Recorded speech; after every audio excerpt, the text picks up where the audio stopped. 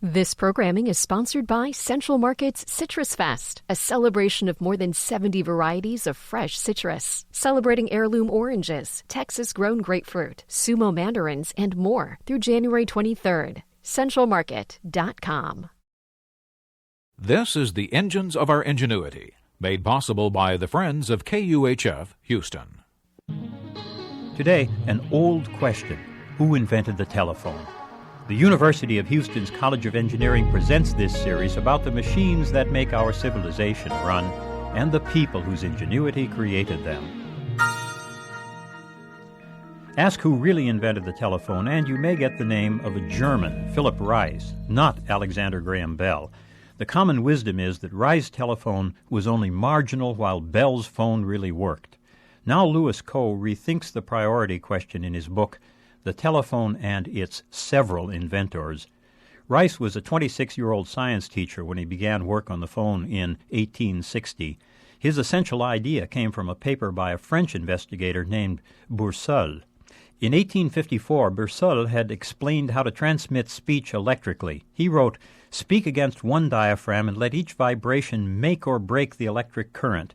The electric pulsations thereby produced will set the other diaphragm working, and it then reproduces the transmitted sound." Only one part of Bourseul's idea was shaky. To send sound, the first diaphragm shouldn't make or break contact. It should vary the flow of electricity to the second diaphragm continuously. Reis used Bourseul's term make or break, but his diaphragm actually drove a thin rod to varying depth in an electric coil. He didn't make or break current. He varied it continuously. Bell faced the same problem when he began work on his telephone a decade later. First, he used a diaphragm-driven needle entering a water-acid solution to create a continuously variable resistance and a smoothly varying electric current. Bell got that idea from another American inventor, Elisha Gray. Of course, evaporation and immobility make a liquid pool impractical. Bell soon gave it up in favor of a system closer to Reis' electromagnet. Still, it's clear that Gray's variable resistance pool had pointed the way for Bell. And so we wonder, was Bell also influenced by Reis' invention? Reis died 2 years before Bell received his patent. He was only 40, and he never did get around to seeking a patent for his device. Reis phones were tricky. The diaphragm was too delicate. A German company produced them with inconsistent results. Some worked well, some transmitted only static. Reis phones were demonstrated all over Europe. One was demonstrated in Scotland while Bell was back there visiting his father. We don't know if Bell saw it. However, he could hardly have been unaware of Reis' work.